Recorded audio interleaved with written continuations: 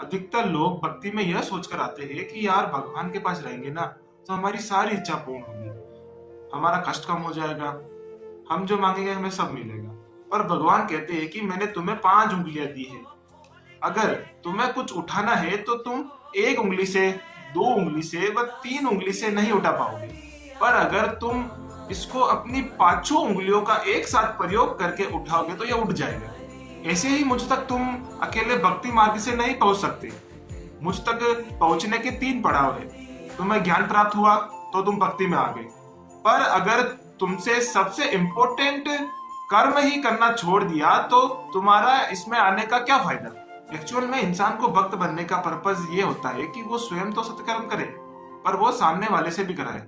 और ये तीनों चीजें जब हनुमान जी अपना सीना चीर कर दिखाते हैं तो किस रूप में दिखता है। राम जी यानी कि ज्ञान, उनकी भक्ति करते हुए छोटे भ्राता लक्ष्मण और अपना कर्म निभाती हुई उनकी अर्धांगिनी माँ सीता। और इस मार्ग पर भगवान हमारी सबसे ज्यादा परीक्षा लेते हैं।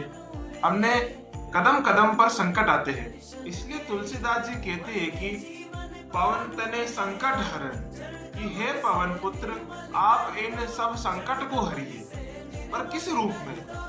मंगल मूर्ति रूप, राम लखन सीता सहित हृदय बसु सुरभूप। यानी कि केवल हनुमान जी को अपने हृदय के स्थान देने से ज्ञान, भक्ति और कर्म तीनों राम जी, लक्ष्मण जी और माता सीता के रूप में हमारे हृदय में स्थापित होंगे।